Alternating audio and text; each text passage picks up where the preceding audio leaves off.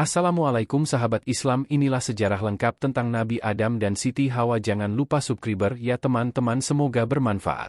Semua umat muslim pasti mengenal sosok Nabi Adam AS. Dalam kitab suci Al-Quran, Nabi Adam AS merupakan manusia pertama yang diciptakan oleh Allah Subhanahu wa Ta'ala. Nabi Adam diciptakan oleh Allah Subhanahu wa Ta'ala tanpa adanya ayah dan ibu. Dijelaskan juga bahwa Nabi Adam AS berasal dari segenggam tanah liat dan dengan kekuasaan dan kehendak Allah Subhanahu wa Ta'ala, ditiupkan ruh ke dalamnya dan Nabi Adam AS diciptakan hingga menjadi manusia yang begitu sempurna. Setelah hidup dan menjadi manusia, Allah Subhanahu wa Ta'ala memerintahkan semua makhluk di surga untuk bersujud kepada Nabi Adam AS. Semua mematuhi perintahnya, kecuali iblis yang tidak mau bersujud karena kesombongannya. Sebagaimana yang dikisahkan dalam Al-Quran, Allah Subhanahu wa Ta'ala berfirman, "Sesungguhnya, kami telah menciptakan kamu, Adam, lalu kami bentuk tubuhmu, kemudian kami katakan kepada para malaikat, bersujudlah kamu kepada Adam, maka mereka pun bersujud kecuali iblis.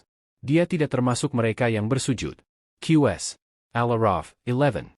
Akibat dari ketidakpatuhan tersebut, iblis diusir dari surga dan dilaknat sampai hari kiamat. Sebagai bentuk pembalasan dendamnya, iblis bersumpah akan menyesatkan Nabi Adam AS dan keturunannya hingga hari kiamat kelak. Sedangkan Nabi Adam AS menjalani kehidupannya di surga.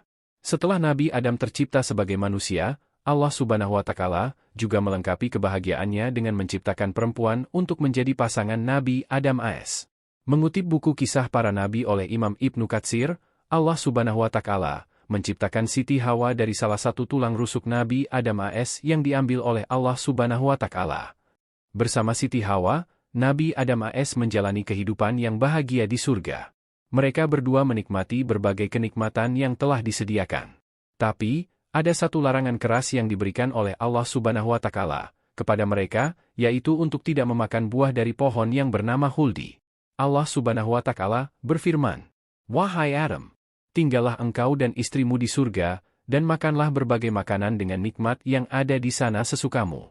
Tetapi, janganlah kamu dekati pohon ini, maka kamu akan termasuk ke dalam orang yang zalim." QS Al-Baqarah 35. Mengetahui hal itu, iblis pun ingin menepati janjinya untuk membalas dendam dengan tujuan menyesatkan Nabi Adam AS. Iblis kemudian menggoda pasangan tersebut agar memakan buah Huldi.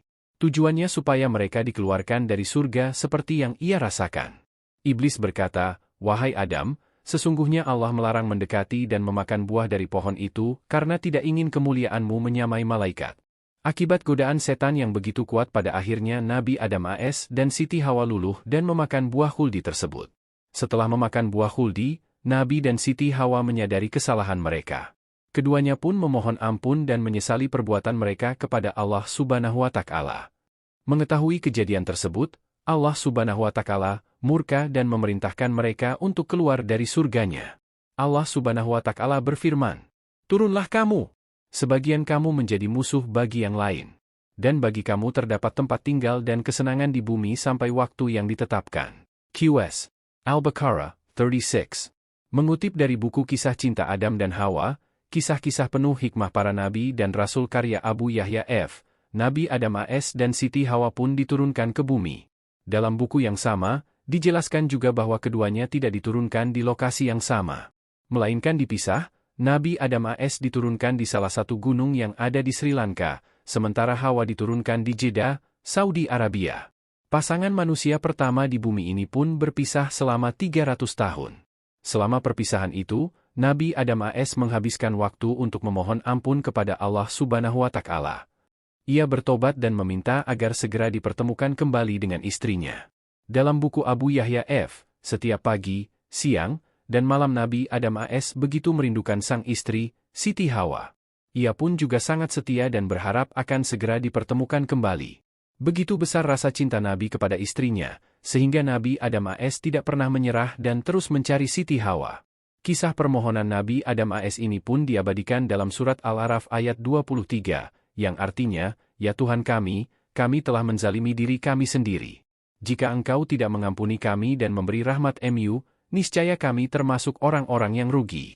Melihat kesungguhan Nabi, Allah Subhanahu wa Ta'ala pada akhirnya menerima tobatnya dan memberikan rahmat. Hal ini menjadi bukti bahwa Allah SWT Maha Pengasih dan memberi ampunan kepada orang yang bertobat dari kesalahan. Allah Subhanahu wa Ta'ala melalui malaikat Jibril memberikan petunjuk agar menuntun mereka untuk dapat bertemu kembali. Selanjutnya, Adam dan Hawa memulai hidup baru. Keduanya tinggal di gua yang besar dan lebar. Gua tersebut terletak di dataran tinggi sehingga tidak mudah diserang binatang buas. Untuk bisa bertahan hidup sehari-hari, Nabi Adam AS beternak, mengolah lahan pertanian, dan perkebunan buah-buahan. Nabi Adam AS dan Siti Hawa merasakan lagi sukacita dan kebahagiaan menjalani kehidupan sebagai suami istri. Lalu atas perintah Allah Subhanahu wa Ta'ala, keduanya melanjutkan keturunannya. Mereka kemudian dikaruniai anak kembar bernama Kabil dan Iklima. Tak lama kemudian, lahir kembali sepasang anak kembar kedua yang diberikan nama Habil dan Labuda. Tak selalu bahagia, rumah tangga mereka juga diselingi dengan duka, pertengkaran, dan konflik-konflik lainnya. Selama hidup di bumi, mereka memiliki banyak sekali keturunan hingga manusia yang ada di bumi saat ini disebut sebagai anak-anak Adam dan Hawa.